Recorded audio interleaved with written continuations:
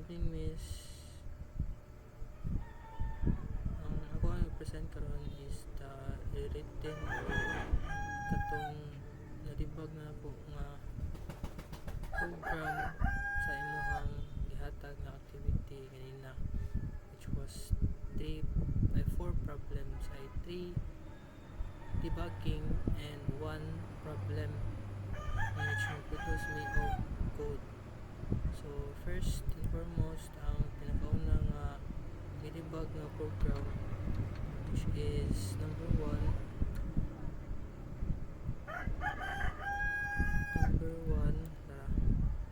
So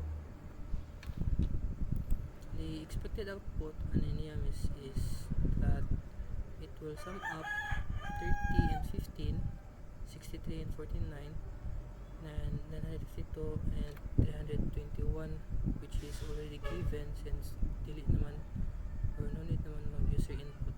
So starting from the include or the standard library, so 2 libraries are being used, which is stdio and conio or conio, conio.h. And next line is the void add int x int y. So in this part is that it acts up as it acts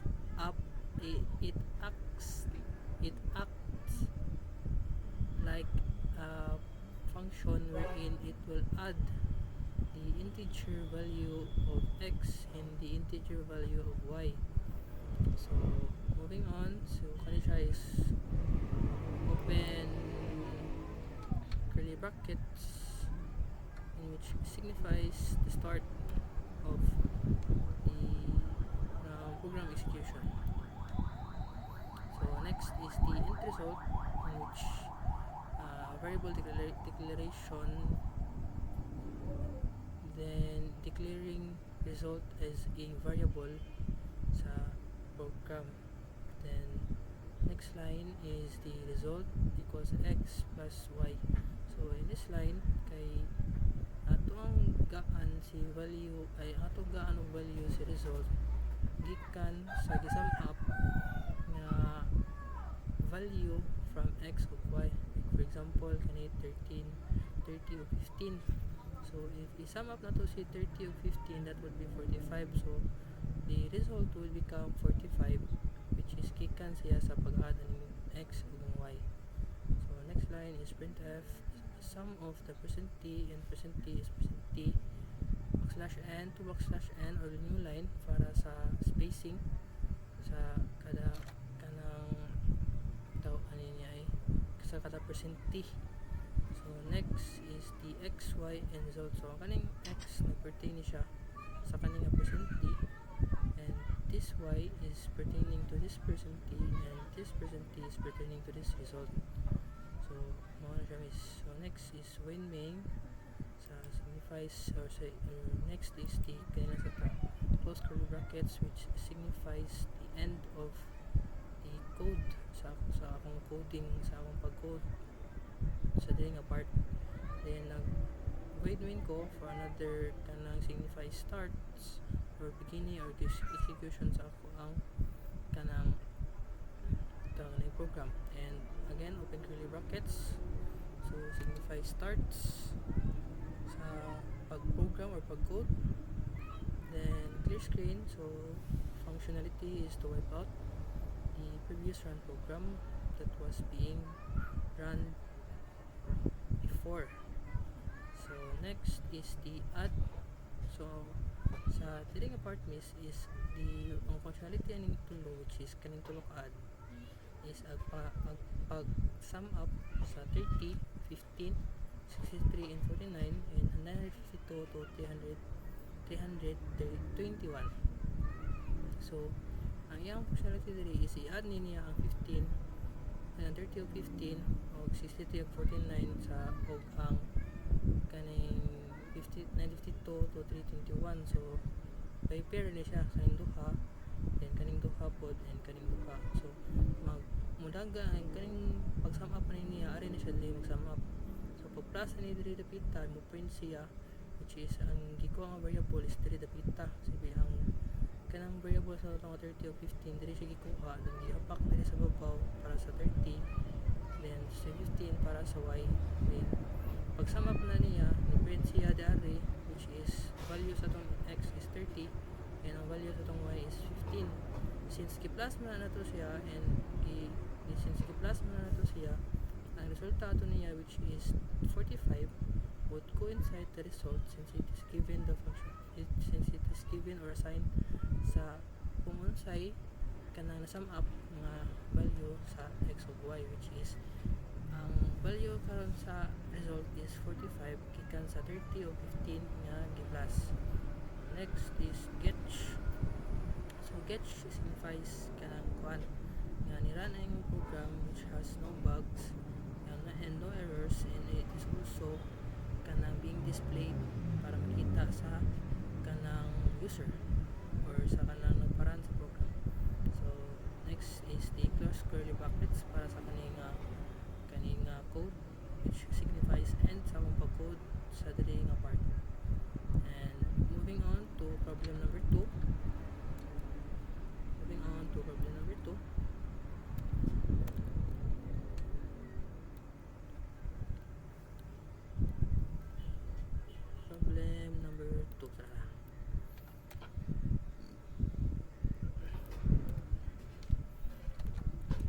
So moving on sa problem number 2. So ang supposedly output ani niya is once you entered kanang the number, it will again reprint as a different it will reprint as the same sa kung sa imong input. So again, standard library stdio and kunayo and send. So gigaan nimo og kanang which is kanang global variable nga int, which is send. So next line is the open curly, signifies again the start sa akong pag-code. Then int number no1, which is an integer declaration, variable declaration using integer, and it has when gitawag ako siya ay gipat nga nako siya og no1, which is my variable dapat nga akong gamiton. And next is printf, so it use interaction in which it will be the one to display ang kaning text inside the two quotations. These two quotations nga na-reveal nga inside these two quotations. So iyan siyang i-print or i-display sa user para makita sa user. Then next, gikan sa pag-input sa user dari, ang functionality ni scanf is iya itong ni-scan ang katong given nga kanang input sa user, which is for example ang 4. So iyang scan diri and ihatag niya or i-call out niya ang no1, which is kaniyang value si no1 nilipita. So next line is the return no1. So ang functionality niya diri is return the entered number. So iyang ibalik ang katong na-enter nga number, iyang ibalik ang katong na-enter nga number gikan sa user. So next is void main. So again kanang sa connection, so again kani sa miss. So plus curly signifies end sa akong pag-code sa nga part. Then nag-void main ko, another signifies beginning or execution sa akong program. Then open curly signifies start sa akong pag-code, in which inside sa akong close open curly is the integer ay kanang variable declaration using z as an integer, in which ang gamiton ako later is the z sa akong program. And second line is clear screen or CLRCR, again to wipe out previous run program nga akong giparan ganina. So next is ang z equals send open curly brackets, ay open brackets and terminator. So diri nga part is gilabayan ako si z or gatagaan ako si z sa value gikan diri sa babaw, which is gikan sa NO1. So kung ang value sa akong NO1 diri sa babaw is 04 or 4 is 04 or 4, gihatag na ko siya ni z, in which ang akong value ron sa z is kanang 4. So no need na ka mo input diri sa user or mo input sa user dito kita kay dili dapat is ikot mo siya mo kanang reflect or kanang i-call ra niya ang katong gisend na function and store the return value in z. So i-return niya ang value sa, so ang katong gi-return nga value gikan sa babaw gihatag niya ni z, in which the next line is printf is that ang kani siya nga functionality is i-print niya ang kaning you entered %t/n. So sa ang babaw is user interaction, in which kanang nag-input si user, then sa kaning nga printf is that it will automatically print ang katong variable or ang katong pila ang variable ikan sa babaw, which is already given sa z. So fill up si z diri sa babaw para ang iyang i-print is katong number ni z, which is sa data. And man siya database, then getch para sa successful run sa program or para makita sa user na ni-run ang program and makakita siya, and close curly kay katong signifies end sa akong pag-code sa diri nga part. So moving on is number 3, problem number 3 or debugging number 3, which is, where is it,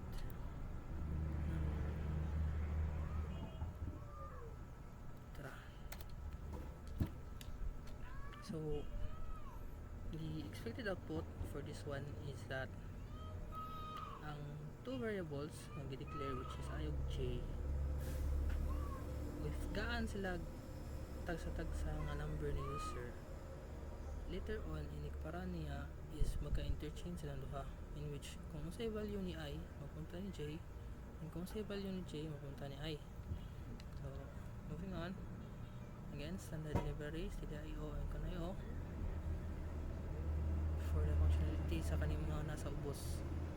So void swap int tama int, so diri nga part is nag-swap, iyang functionality is pag-swap sa int first integer and the second integer, which was being declared here. So int main, so signifies beginning execution sa program, close curly signifies start sa pag-code, then declare variable declaration, which is integer I and j, which is declaring two variables, which is I and j. So next, moving on is clear screen. So again, previous data or previous run programs will be wiped out because of this one. So next line is printf, again sa user interaction na siya para makita or para maka-interact or makita si user na mao na siya dito, mao ang printf, dili siya may mag-print sa kaning text nga nasa sulod ani curly brackets, which is enter I and j values. Then user interaction would siya wherein the user can input two variables nga iyang ihatag para sa I o sa j, in which sa scanf iyan ang scan. So first %t would be given sa I, so first input nga value ni user is para sa I, so second input nga value ni user is para sa j. So first swapping kanang ang first swapping, ito siyang adan. First swapping, I is %t and j is %t. So first %t is for the I, second %t is for the j. So next line is the kanang is the swapping na, in which I is equals to I plus j is equals to I minus j, and I is equals to I minus j. So first line ay ang iyang gibuhat is that kanang sum of I and j is stored in I. So ang sum kuno sa I ug j kay iyang gi-store ni I ta. So ang sum nila which is 5 ug 4 kay iyang gi-store sa I, which is ang value sa atong I karon is kanang kanang 9. For example lang 4 ug 5 ang atong gi-input sa I ug j. So 4 plus 5 is 9. So ang value ni I is 9 na siya karon. So next line is the j. So ang value ni j sa original is 5 equals kuno sa I ang giminusan o sa giminusan sa j, in which if minusan nimo si 4 or si ID, if minusan nimo si kanang I nga 9 sa j nga 5, ang ato ang j karon would become 4 kay gikan sa 9 giminusan og 5 imo na siyang 4. So ang value sa atong j karon is 4 na siya. So next line is the I equals I minus j. So since na may value ang ato ang j karon nga 4, ang I na to would still be missing. So ang value ni I karon, which is kanang same as kanina 9. So from here kanang minusan, so which is I minus j. So I minusan man siya reciprocal, so kanang ang value na sa akong I karon is kanang tawagan niya ay minusan man siya ni man 4. So 4 is equals to 4. Sa tuloy 9 diri 9 minusan og j, moto ang value niya is 4 na lang siya, ay 5 na siya diri dapita, in which ang iyang kuan diri is i-assignan diri dapita nga ang value ni j is gihatag patong sa value ni I, in which sa next line is the kanang in which the next line is ang kaning after swapping. So I is percent t and j is percent t. So again, first percent t is I, second percent t is j. So next line is the catch. So again, para makita sa user nga niran ang atong program o makita niya ang atong program nga giparan. So close curly signifies end sa akong pag-code sa kaning program. So mana siya miss. So this is the third one, and moving on sa fourth one.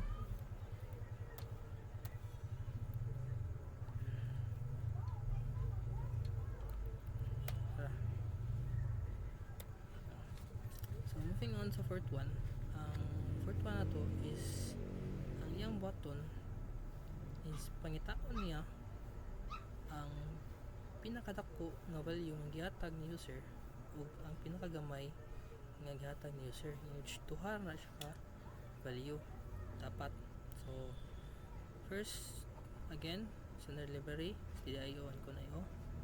Next is find max. So diri nga line is gipangita niya pinaka maximum nga kanang number nga gi-input ni user, in which if ever nga ang number 1 is greater than number 2, it will acknowledge num1 as the highest compared to num2, in which automatically num2 will become the minimum.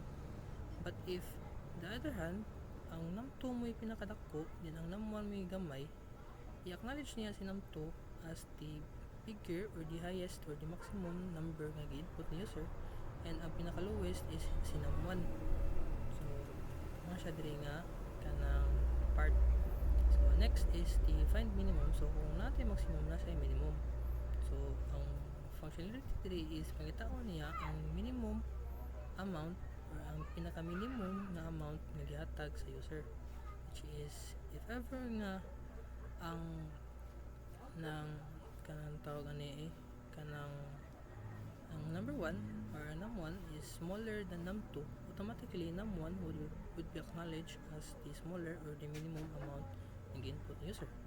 But if num2 on the other hand is the least or pinakagamay nga gi-input ni user, automatic nga si num2 ang i-acknowledge ni user as the smallest number na gi-input ni user.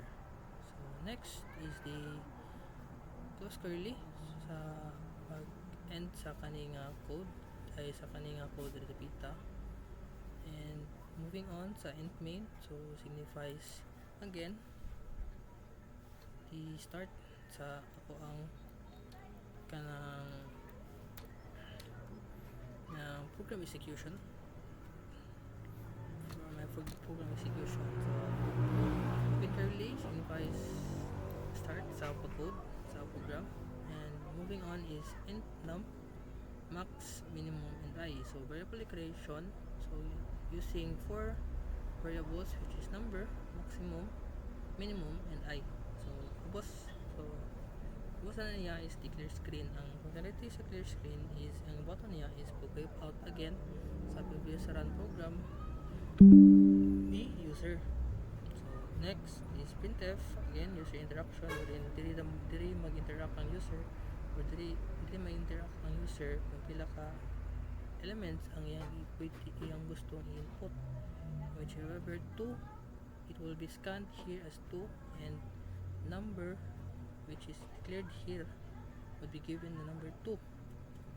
Now if number 2 or num is less than 2, it will kanang return 1 or kanang tawag ani niya ay kanang exit the program in which kanang invalid niya or kanang null ang imong pag-input sa num, in which if ever mag-input kag mas gamay pa sa 2, for example 1, it will come up here or mabalik siya diri, which is if ako na siyang iparan and I enter 1, it will automatically return here, means ang akong gi-input is not accepted, in at least dapat 2 ang ako ang or 2 or mas higher pa ang akong ibutang diri nga part. So moving on is kanang printf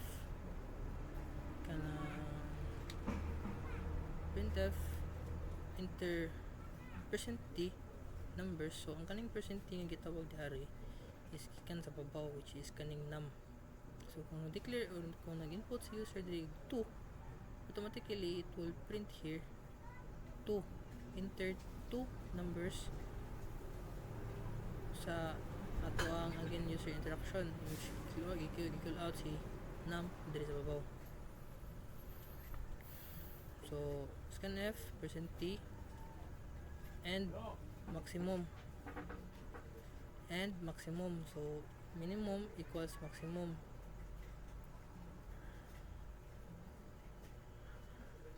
So dili nga part is gi-initialize ang minimum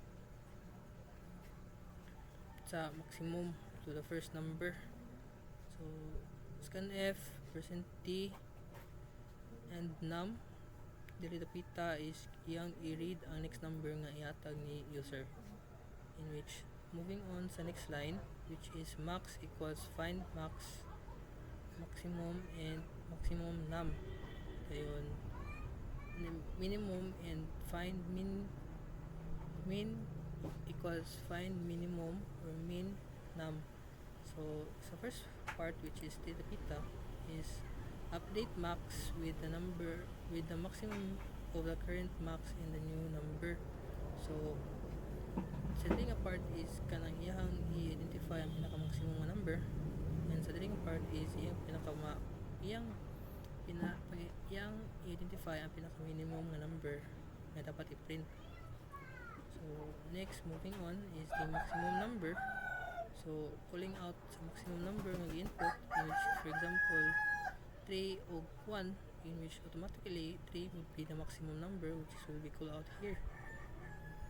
So i-print niya ang 3 using the maximum number, which is kaya naman siyang given sa user. So next one is the printf minimum, which is minimum number. So ang katong 1 would automatically be called as the minimum number nag-input ni user, since 3 was the max number ng input ni users, and since 2 ra ang iyang gihatag, so that's automatically kaya given na siya or gi-assign na siya dito. So next line is sketch. So muna siya ang part wherein again use instruction para makita ni user yung nira ng program and it was successful. On the other hand, next is the close curly brackets. So pag-signify sa pag-end sa program nga pag-signify sa end or katapusan sa akong pag-code during a program. So balik na sa 1 akong iparang.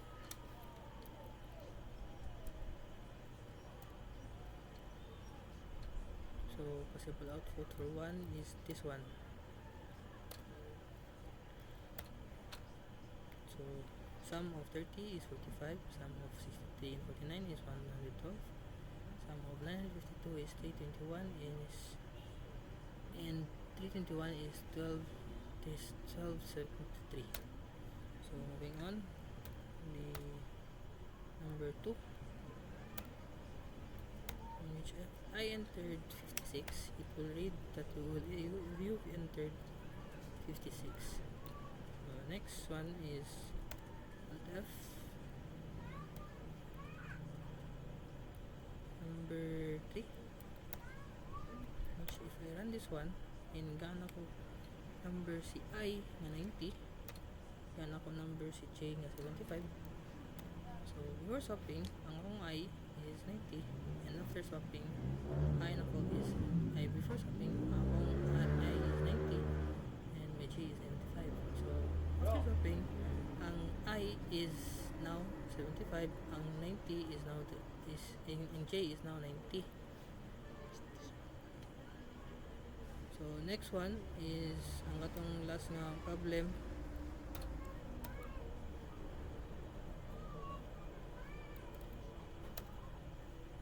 Kumparan. So 2 elements lang ta. So enter ko 2 numbers in which 9 and 0. So 9 would be the maximum number and 0 would be the minimum number. That's all, and thank you.